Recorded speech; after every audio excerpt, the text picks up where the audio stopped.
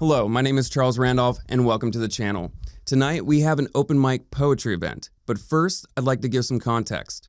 Shortly after the election, Jack and I went to downtown Portland, where we originally sought to interview protesters. However, to no avail, there were none. So, we stopped at Powell's bookstore. We came across an open mic poetry event. Our interest piqued, as current events often affect the art of artists. I wondered how the election would express itself within their expression, if any. This is their work. And, in solidarity with these brave artists, I will share a poem of my own, called Silent Tears. I do ask that no derogatory comments be made on a person's appearance or their art. There is a way to give constructive criticism. However, I do not wish for anyone to feel rejection. I want this space to be a safe space for the contrasting colors of society. For so long, I feared my own expression. It took a life-changing circumstance that forced me to. The last thing I want is for anyone to not feel accepted or fear their method of expression. I hope you can hear the sincerity in my voice and in my poem. Thank you for watching. We're going to start off a good trend here. This is called ammunition. 9 p.m. marks bedtime in the Price household. My son comes running out of his room, charging me like a baby hyena. Come lay down with me. I race him to my room as if my championship triathlon depended on it. Son or not, I can't help but be competitive, and I shall spare no feelings making sure he knows his mama still got it. I've left the duvet, making a canopy to hide him in, shield him from the cruelty Donald Trump is about to invade this country with. Before I turn out the lights, sweet innocent spills, do you have to work tonight? I must work every night. You don't gotta work every night. Deep down, I wished he was right. But when mommy is working, I mean mommy must write. I must write for all the women soon to be silenced. I will write for all the children without pencils once they get deported. I will write this poem so one day you can read it in a book. Sitting on a shelf, making a home out of a forgotten library, if we even have them when he grows up. Or in someone's home that's pulled out on days that aren't so empathetic. My poems will not be an aesthetic. My poems will make me a legend. My poems will be an accomplishment you can hold long after my hands become brittle. Little toes, soft like petals, ammunition to keep my ambitions alive. Some nights, such as tonight, require sacrifice. And when that sun rises, I can't promise I won't be tired. But I can promise I'll be beside you, reminded as you unlatch those brown crusty eyes why I must keep writing.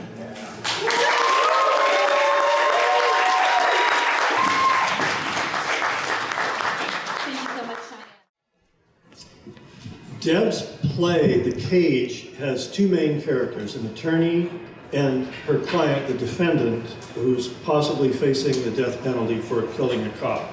He often speaks in poetry. You just heard two examples.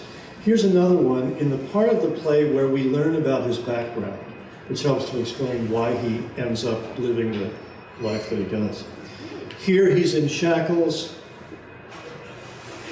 on his knees at his grandmother's funeral. Oh, sweet grandma, why do you have to leave me? Your body's so lifeless, so cold. If I could just hold you once again. Why does it have to be like this? Is this what I was supposed to endure? There is no cure for the pain eating away at my soul.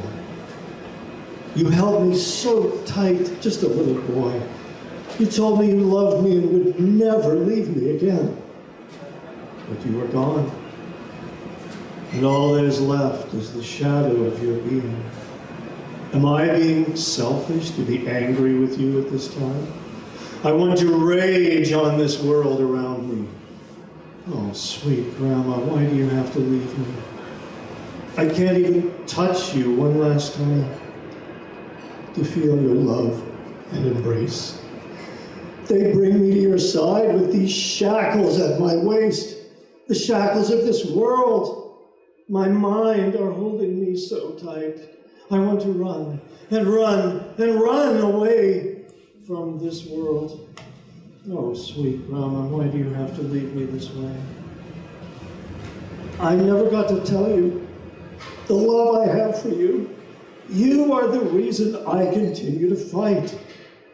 But with you gone, I don't know if I can keep fighting this fight. I'm a prisoner in my own mind. Why is this world so unkind?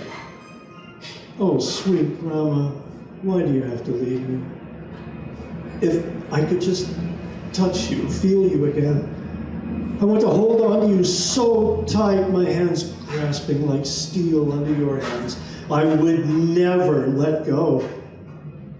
Now I must let go. You will take a piece of my heart. My heart is breaking. Oh, sweet Grandma, why must you leave me today?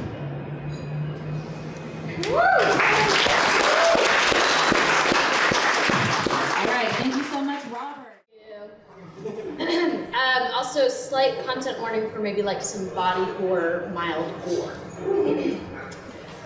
The piano keys, ting, ting, thump, thump, sing, sing against the inside of my head, sloshing cerebrospinal fluid and blacking bone, pushing on my inner ears, pressing till the pressure's too much, tilt out, tilt down, push and press, and then new sound, pop, and crack and crash. The hummingbirds fly out the window, mirrored confetti on the wind. The sourdough starter stops fermenting in its tracks. The tracks are suddenly void of trains in an instant, but their whistles keep blowing smoke in the winter air where it freezes and falls to the ground. Like the same confetti, powdered sugar, hummingbird wings, salt dust, and sawdust, summer drivel, and autumn rust around the crown where the piano keys thumped. But this is new shit. New shit!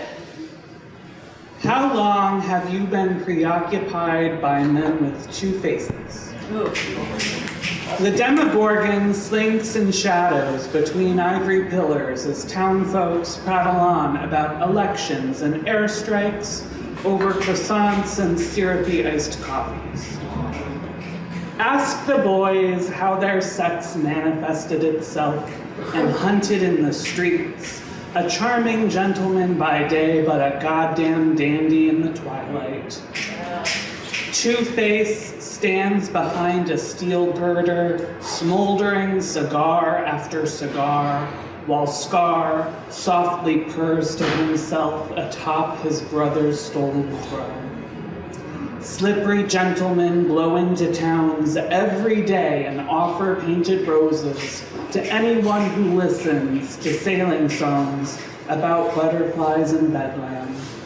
A Winona Ryder type jimmies together an entrance to the underworld out of drywall and groceries bought on lean from the lesbian-owned hardware store. When lit up with Christmas lights, it's a never-ending tunnel of jewels glistening after a silent rain. And when our little heroes cross the dandy's path, they'll be offered a deal just like the rest of them. Send flowers to the parents of children who read obituaries. Smooth-talking gentleman types can get the town strung out on sweets and snappy gossip, like something wholesome sounds exactly like how we got here. Some celestial overlords keep dolls like us suspended by strings and dressed up in top hats and monocles, whose gold chains hang from the scars around our eyes. If you're clever, you can watch our masters breathe life back into our lungs before we re-emerge from the proverbial alley out back. But can't you hear that? The Prince of Demons wraps his cane on the linoleum floor, miss the entrance and suffer the consequences. Thank you. This one I wrote a couple weeks ago, but I think that it has a good message right now, because we should be loud now more than ever. You think you're hot snot on a silver platter, but really, you're cold boogers on a paper plate. Those words have haunted me on repeat for more than a decade. My ex-stepdad's voice is a broken record in the back of my head telling me nothing I try to do will ever succeed. But it still hasn't broken me, and I won't let it make me bigger. I won't let it make me bitter, because the thing about people who want to make you feel small is they don't believe it. They just want to feel bigger. But when I was younger, I didn't understand that. For a long time, I believed him. So I gave him what he wanted. I made myself small. I built up my armor, suits, ties, fedora, the works. He called me a sissy, so I wore masculinity, and he called me a coward when he provoked fear and blamed everyone else when he brought others to tears. My only thought was escape for over 10 years, but when I finally did, I had no idea who I was, and I made it even worse when I turned to drugs. Now we can fast forward, because that's not the point of this story. Suffice it to say, those 3 years were pretty gory. But the last time I slipped, I knew it would be the last. I started the work of reckoning with my past. I built morals and personality almost from scratch, like tending a rose in a gooseberry patch. I took off my costume for the first time, 15 years. I burned so many bridges, I might as well have been Gotham. Now my heart is my armor. I wear it on my sleeve. And cruelty, misdirected anger are my biggest pet peeves, and that's why most men will never like me. Something really, really small, because I really wanted to write a new piece for just the devastation that we're all collectively going through. And I think it's cool to share grief when it's kind of in between, because I literally stopped mid-sentence in writing this. So I'm gonna read you this short thing really quick. What do I say? I'm frozen.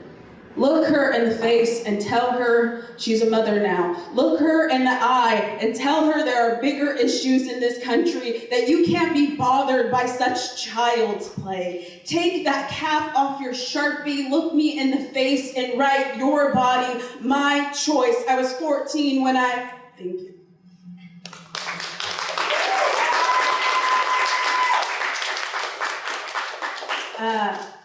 I've read this poem here before, but I feel like it's so timely. I wrote it after the overturn of Roe v. Wade, and it's called If I Would Have Met You Today.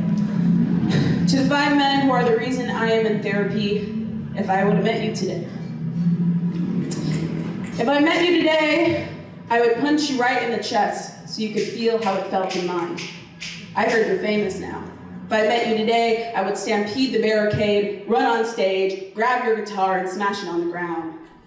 If I'd met you today, I'd tell your little fans the ways you manipulated, guilted, and shamed me when I was 15 years old. If I met you today, I'd break your hand as you took mine to pleasure yourself. I'd spit in your face as you told me you just wanted to cuddle because I'd no longer be naive enough to actually believe you. If I would have met you today, I wouldn't have invited you over in the first place. The glaring signs of someone who will ruin my life would no longer entice me.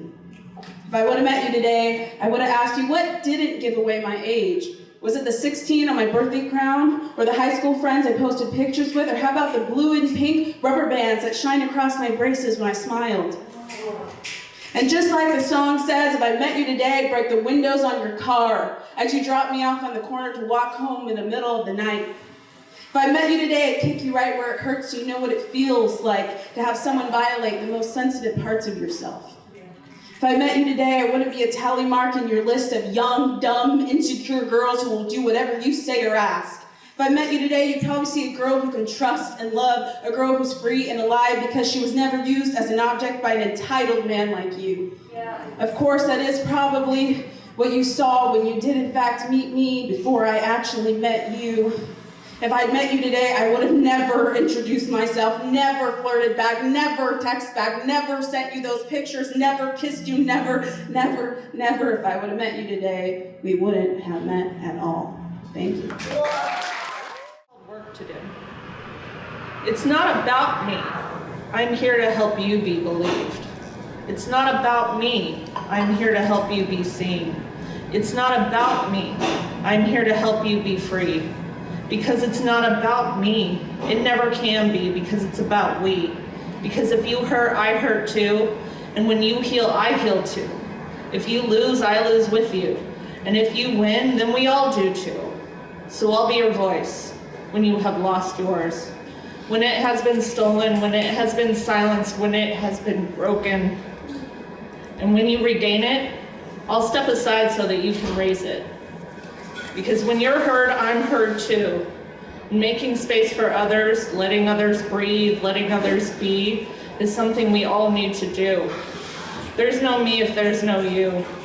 Without you and me being us and we, are we not all doomed? I know you know that's the truth. So let life be the truth. I know what a dangerous man looks like, but only after I thought he was a boy you could take home to mother. So when I see everyone else also fooled by the dangerous man, I don't know who I'm more disgusted with, the liar or the ones who believe the lie. The ever faithful, the ever gullible, willing to hear it all, to be part of the collective fold.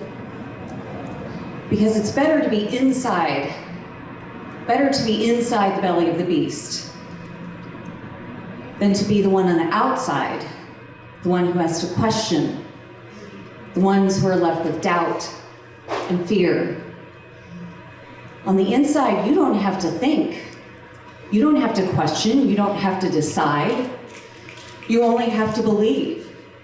The never-ending safety and apathetic complacency inside the warm comfort of ignorance. I don't have to see if my eyes are already blind. I don't have to hear the screams of humanity. I only have to listen to one voice. I don't have to know the depth of cruelty or hatred, the depth of all darkness made real by the lies. But the liar will protect me. The liar always has. We live inside the lie together, our hearts as one, insular and empty. The liar saved me from myself, from deciding, from debating and thinking, from understanding the simple seduction of the simpleton. Except it is not that easy, it's not that simple. The elusive feeling of belonging when there is nothing to comprehend, when there is no answer worth accepting, no logic to the demagogue. No, there are only feelings, my feelings, the unfathomable, unexplainable emotion that can only be satisfied by a lie. The liar knows my grievances. The liar believes me because the liar in turn believes. The lie is good enough, it is sweet enough, it goes down smoothly. And I close my eyes and I swallow and swallow a maniacal cocktail filled with paranoia and conspiracy and bigotry and xenophobia. It's the best. It is all so delicious and so much more palatable than the bitter sting of truth. Wow. Thank you. A bit of context before I begin. I wrote this poem when I was 16, except for the last stanza I wrote yesterday, completing it. While sitting on an off-white carpet between the end of my bed and bookcase, a guitar lay over my lap, plugged into a 4-track Tascam recorder. I was full of emotions. I felt not accepted and misunderstood. I would play the song along with the poem. However, I believe its silence will be more impactful, as silence often is. This is the first time I have shared my work, and this is The Silent Tears. Emotions filling me, trapped and feared, these are the silent tears. They are making me, they are breaking me, these are the silent tears. People hiding from the truth, afraid to face themselves, they run from them. They hide from them, they forget them. These are the silent tears. I shed them, all of them, let them lay, and walk away, no longer wet with shame. These are the silent tears no more.